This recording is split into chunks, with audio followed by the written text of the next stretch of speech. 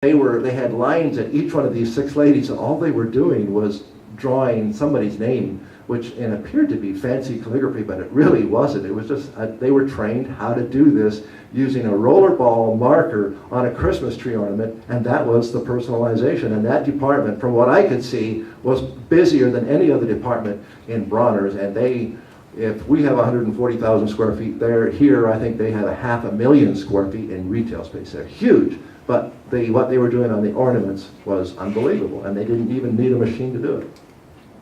Redwood sign carvers, I've talked a little bit about that from where we started, and if you go to Gatlinburg now, there are still 3 or 4 folks that make a living out of carving redwood signs on the sidewalks in Gatlinburg. Lily and Vernon, they used to do a lot with mail order catalogs. I think they've gone all to the web, and Joe and Jerry are going to be talking more about the web and what we're doing with the web. I don't know a whole lot about that, but all I know is that Lily and Vernon used to do a whole lot of advertising with publications. Now they're doing it almost exclusively on the web, and I heard some staggering figures like 100,000 personalized items per, and I don't know what it was, a week or a day or a month, whatever it was, and it was all personalized.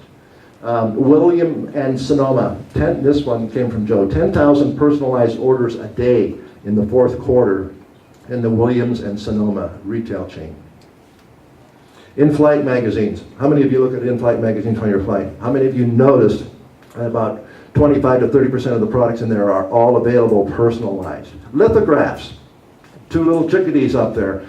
And the heart. You get to put your names into the heart. I mean, it's everywhere once you start looking for it. And the unique thing about that, it becomes unique to the consumer. So it's not a vanity thing necessarily, but it does enable the consumer to create something that is theirs. Examples in the marketplace.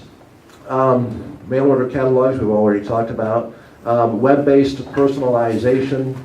Again, I'm not going to drill down too much into that because I'm in over my head with that, but the next generation's all over it. And we're going to be doing some really creative things using our web, where you folks are going to be able to dovetail into our website and maximize off of some very expensive software called Liquid Pixels. Did I say that right?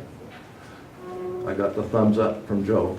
There's going to be some kind of a Liquid Pixel deal on the website where your consumers can go into your website, but they're going to automatically dovetail into ours and not even know it.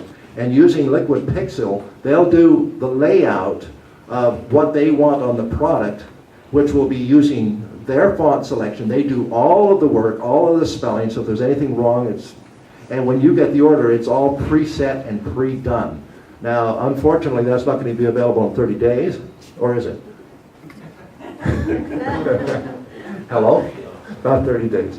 But that's a direction that we are heading, and that will really allow you to maximize your laser machines and minimize your labor. We always say that the laser costs are free, but really that's a misnomer because you do have labor costs running those laser machines. And that's one of the reasons we always tell you mark your products up 3 times, because you need that 3-time markup, because maybe it's free to the consumer, but it's not free to you because it does cost you to have somebody run that laser machine. P. Graham Dunn stores, we have 5 of them in the marketplace and 2 of them in Gatlinburg, and each store in Gatlinburg have 2 lasers each, and we experienced extraordinary response by, now it happens to be a unique situation. For those of you that have been in Gatlinburg, you realize that that's not a parallel that you can't duplicate that anywhere else in the market. But we saw that there was really a huge market for laser engraving just by our stores in Gatlinburg. And not to mention upstairs, Joe is my son-in-law and also manages the retail store. Last November, we decided to do a little promotion on the Ford-tuned train whistle. And between Thanksgiving and Christmas, they did 750 of those train whistles. And we have 3 laser machines upstairs. We have now positioned ourselves with 5 laser machines because our lines were so long. Every season last year, the congestion from November to Christmas was always at the laser machines. So now we're going to have dedicated laser machines, and we'll probably have a toy laser machine that does nothing but just toys, and we'll figure out ways to speed that up.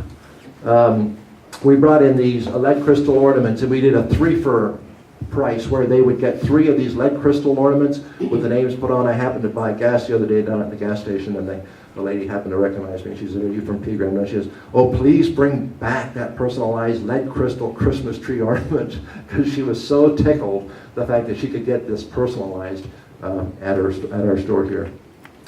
Vector cut personalized creches. I'm referring to the creches that are in our catalog that have been there for a number of years, that we have an extended bottom on, and then you can just personalize it on the bottom. We happened to get a nice order from Billy Graham Association from that very same thing we did.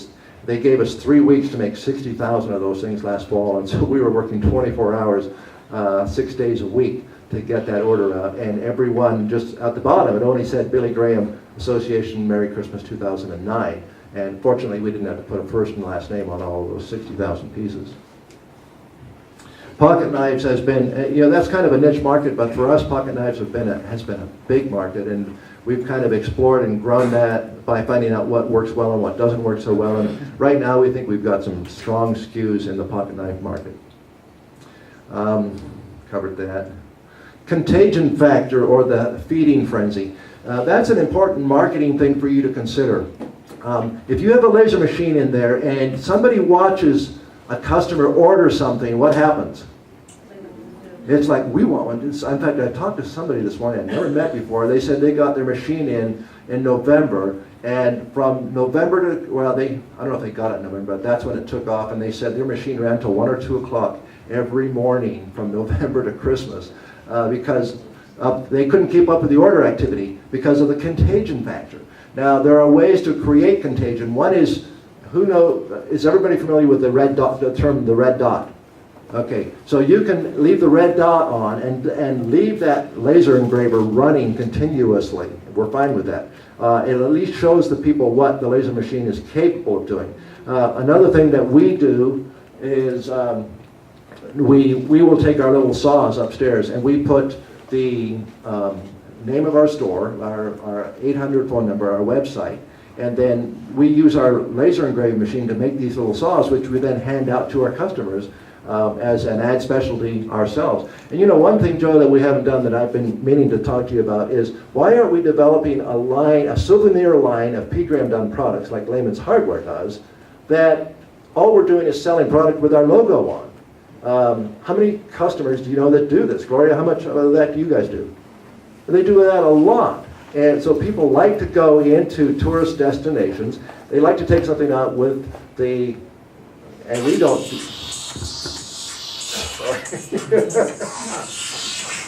Like I said, I don't do this every day. How do I shut this thing off? Put it in the bucket of water. Put it in the bucket of water.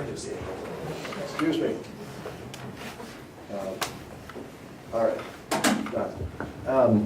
Anyways, so I'm saying that is something that we as a company need to be doing, and it's something that you as store owners need to consider doing too. For some reason, people like to walk into a store and take something out of that store with your store name on it. You'd be surprised. So we need to do that, and you folks need to do that too. Why? Okay, I'm going to talk a little bit about why Gravograph. There are a number of companies that make laser engraving machines. There is Epilog, which is domestic. There is Universal, which is domestic. There is Vitech, which is domestic. There is Gravograph, which is partially domestic with a headquarters in France, and then there's a number of suppliers in China. We, in the process of selecting our laser engraver source, really drilled down on all of these options, and we came away convinced that Gravograph offered the best machine for the money with the least amount of maintenance and a high degree of durability. And we are very satisfied that we made that choice. We have 2 representatives here, Alex and Dunn from Gravograph, that are here today and tomorrow just to provide support for us. My wife and I went over to Troyes, which is a little town in France, this past fall, and that's where their international headquarters are. Got to know the company well, and they are continuing to work with us on developing new software patterns